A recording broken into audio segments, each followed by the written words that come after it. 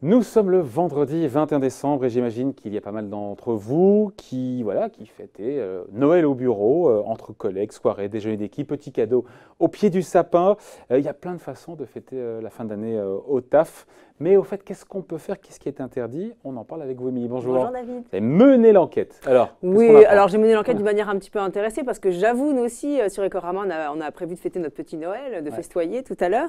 Alors du coup, j'ai passé en revue un peu toutes les questions que l'on se pose sur ces fameuses fêtes de Noël. Alors première question qui m'est venue, question toute bête, quid des tickets resto? Vous savez qu'ils sont tickets cadeaux qui sont très souvent offerts par l'employeur à ses salariés au moment de Noël. Eh bien, il faut savoir que l'employeur dispose d'une liberté totale d'attribution. Bon, il y a comme des petites conditions. Oui, alors il y a quelques limites. La première limite, c'est que cette attribution ne doit pas être discriminatoire. Ça veut dire qu'on ne peut pas offrir ces bons qu'à une seule catégorie de salariés, par exemple, juste les hommes ou les moins de 30 ans. Là, c'est totalement discriminatoire. En revanche, l'employeur, il a le droit de ne gâter qu'un seul service, le service financier ou le service commercial, par exemple. Deuxième limite, ces cadeaux, ils doivent concerner des biens en rapport avec l'événement. Alors évidemment, au moment de Noël, on peut tout à fait offrir des tickets cadeaux valables dans des magasins de jouets. En revanche, ça ne pourra pas marcher sur les tickets dans les magasins alimentaires, par exemple. Ouais. Et puis, troisième condition, le montant de ces bons ne doit pas excéder 166 € par salarié. C'est le plafond de 2018. Et si ce plafond est dépassé, eh bien, le cadeau sera considéré comme un avantage en nature et donc soumis à des cotisations sociales. Un petit mot comme sur cette prime, la prime exceptionnelle, la prime Macron versée par les entreprises, ou pas d'ailleurs exceptionnelle, donc annoncée, on en a beaucoup parlé il y a ça quelques jours, pour calmer, on le sait, la grogne des gilets jaunes. Est-ce que deux mots, elle est obligatoire ou pas? Alors non, elle n'est pas obligatoire. On en avait d'ailleurs parlé sur ce plateau ensemble. Elle n'est pas obligatoire, c'est à la libre discrétion de l'employeur. Elle vient d'ailleurs d'être adoptée par les députés cette nuit.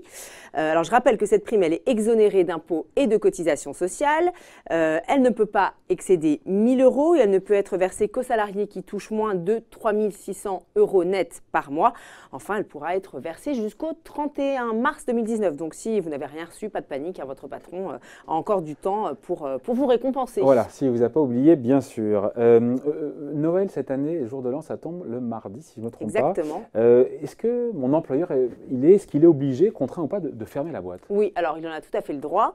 Il peut le faire de manière unilatérale, mais il doit au préalable avoir demandé l'avis du CE ou du nouveau comité social et économique et avoir également respecté un préavis auprès de ses salariés, préavis de 2 mois minimum. S'il ne le fait pas, c'est illégal.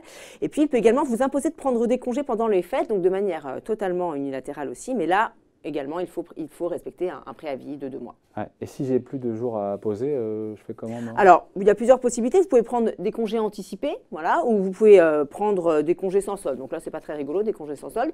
Ou alors, plus sympa quand même, votre employeur peut être grand seigneur et il peut offrir son fameux jour du patron. Ça existe, ça, le jour du patron? Et oui, donc il peut effectivement offrir une journée de congé à l'ensemble des salariés, grand seigneur. Allez, question que tout le monde se pose, on finit là-dessus. Est-ce qu'on a le droit, oui ou non, de boire de l'alcool? Ah oui, ça c'est la grande question qui nous taraude tous.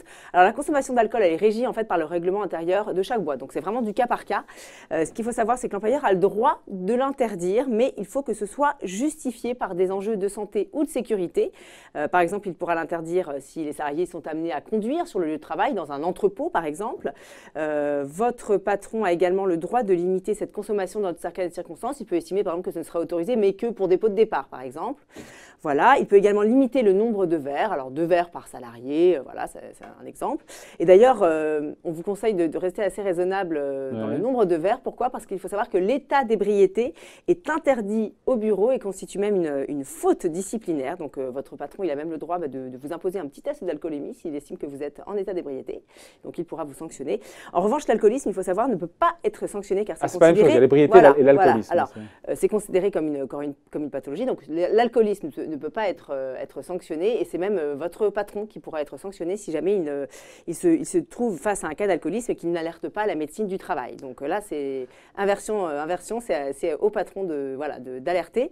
Et puis dernier point que j'ai découvert en préparant cette chronique concernant les alcools qui sont autorisés pendant les petites fêtes au bureau. Il y a seulement 4 alcools qui sont autorisés au bureau. Alors, ouvrez bien vos oreilles, David, vous avez la bière, le vin, le cidre et le poiré. Alors le poiré, je crois que c'est du cidre à base de poire, il me semble. Donc le champagne, par exemple, n'est pas autorisé au bureau, dans l'enceinte du bureau. Voilà. Bah voilà. Et tout le reste, mais on en tout rappelle cas, que l'abus d'alcool est exactement, dangereux et pour néfaste la santé. Et puis, à consommer alcool, with the moderation, on le rappelle. Voilà. Merci beaucoup pour ces petits conseils à la veille de Noël. Merci, et Émilie. puis, très bonne fête. Bye bye.